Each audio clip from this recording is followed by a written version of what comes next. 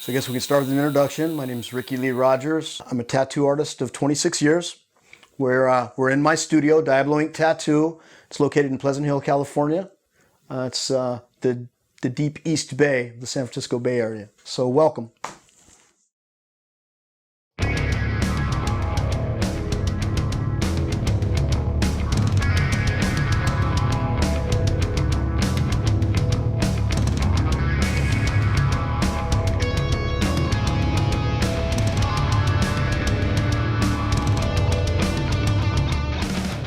Tattooing is something I've been doing professionally this is my 26th year.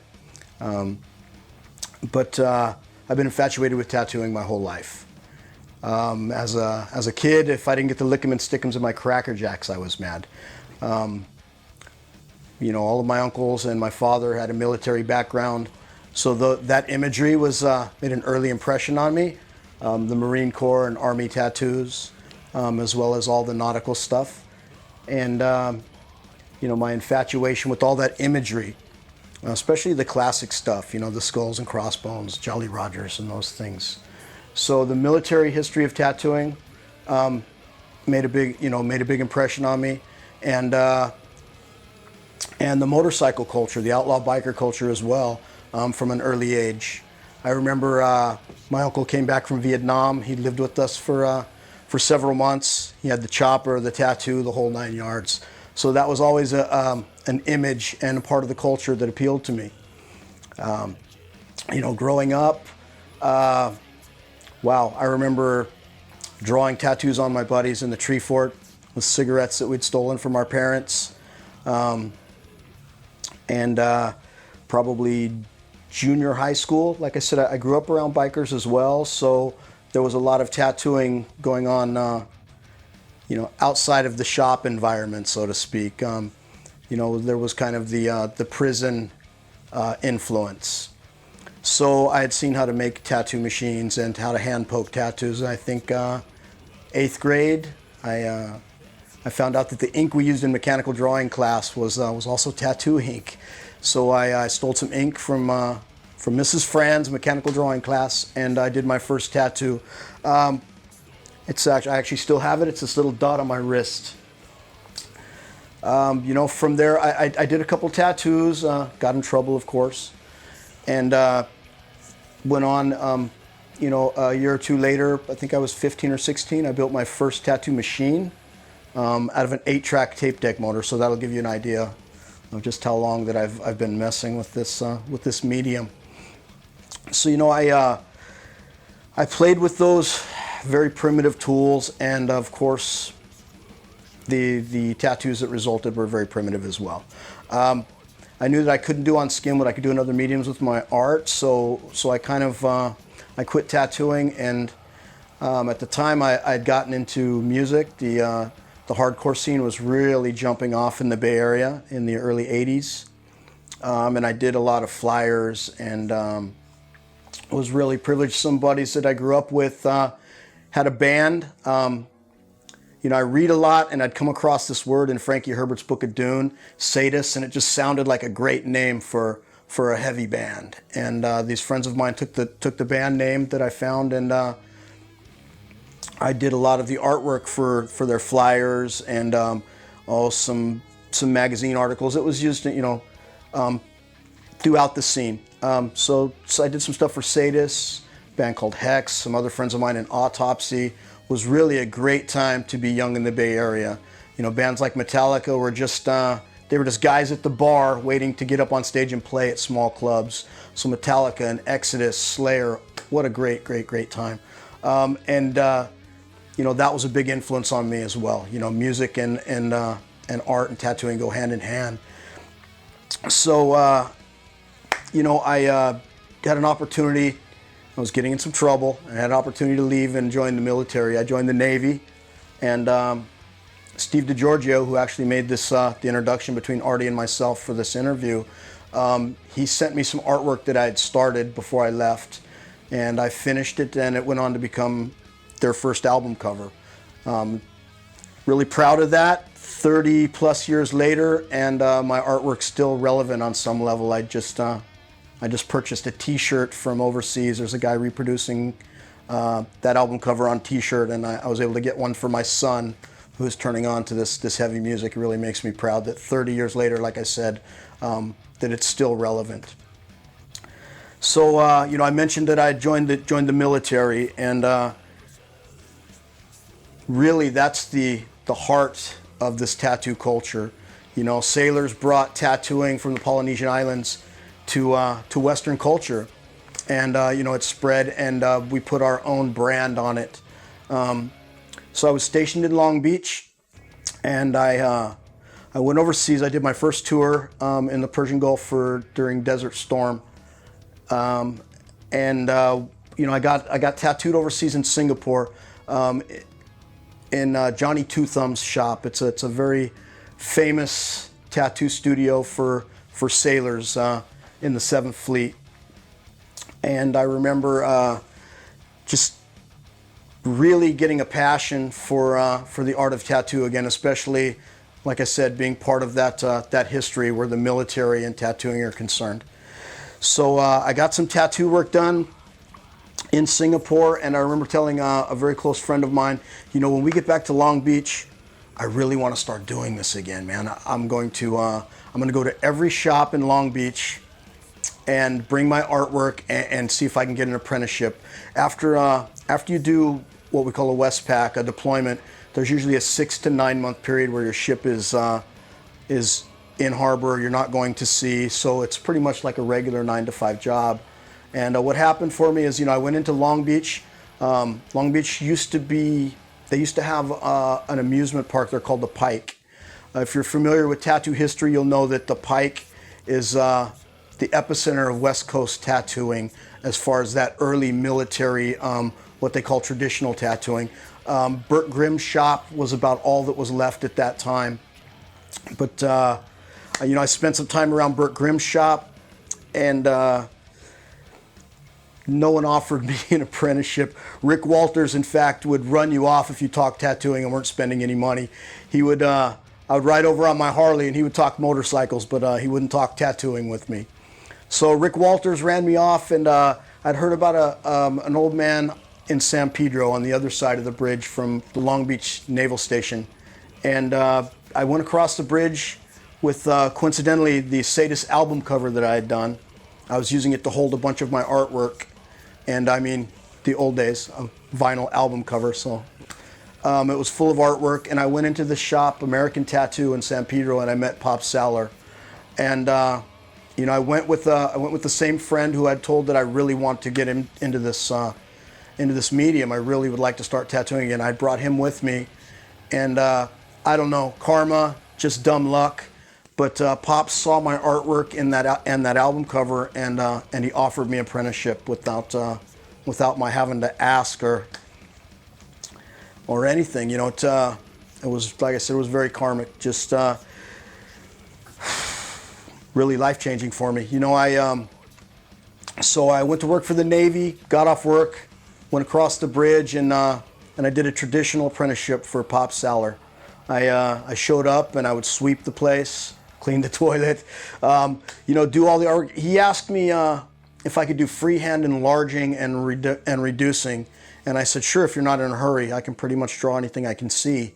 He didn't have a photocopier at the time, so that's the way we did it. If something needed to be bigger, then I would sit down and redraw it. Those days, though, we still did a lot of flash art. And flash, those are pre-designed patterns. The old days, you'd walk into a traditional shop, the walls would be covered with designs, and those would pretty much be your choices. It wasn't like today where you have the internet and Pinterest where people come in with their designs, and most of what we do today is custom work, you know. Back then, custom was any design off the wall facing right or left, and whatever you want in the ribbon, kid, get in the chair. That was pretty much a custom tattoo. Pops was quite the character and local fixture in Pedro, which is what the locals call San Pedro. Just a great old guy. At the time I met him, he was in his mid-60s. Grumpy old guy. He lived behind a wall in the shop. And, you know, he's really one of those people that kept tattooing alive before the trend that most people know it to be. You know, I've been really blessed that I've been able to make a living at this, and I owe all of that to him in those early days. But I, quote unquote, paid my dues, and Pops made sure of it. He didn't make it easy on me. He was a pretty mean old guy, and I found out later that that's because he was battling cancer at the time of my apprenticeship. So, you know, I did my apprenticeship. He gifted me this wonderful, wonderful gift of tattooing. I worked with Pops for a couple of years, and a motorcycle accident ended my Navy career. And when I got out, I moved to San Diego. I discharged from the Navy in '95, and I'd kept in touch with Pops a little bit. He retired and he moved up north, and I'd sent some correspondence at one point and never heard back. And I just have to assume that he lost his battle with cancer. But I often wonder, you know, this is way before any of the reality shows, but I often wonder what Pops would have thought of what tattooing's become. You know, it's kind of a double-edged sword. You know, the trendiness and the popularity and just the oversaturation of this trade. But like I said, a double-edged sword. If it wasn't for all of those things, I probably wouldn't have been able to make the legitimate living. You know, most of the people that did this 20 years before I started, they did not have the opportunities that I've had, you know, financially where tattooing is concerned. As I mentioned, you know, Pops lived a very frugal life, you know, in the studio. So, you know, hats off to him and his memory, and thank him for the opportunity to do this. I moved to San Diego. San Diego, also a big Navy town. I had met Judy Parker a year or so prior, and I went to work for her at Pacific Tattoo, which is right outside the 32nd Street Naval Station. So again, that really that old traditional ties with tattooing in the military. I tattooed there for a couple years. Motorcycles are also, as I mentioned, you know, a big part of my life and the culture that I live in. I got involved with the motorcycle club and that whole lifestyle. And it's really hard to stay focused when the sun shines year-round. You've got the Mexican border very close, so it's easy to get distracted. And you know, I worked for a couple of years, and my lifestyle caught up with me and really drug me down. I made some calls back here to the East Bay, where I'm from, and I moved back here. I worked with John Ballesteros in the town I grew up in Antioch. But still was struggling to get my life in order. I'm a retired alcoholic and drug addict. And you know, I still participate in recovery today.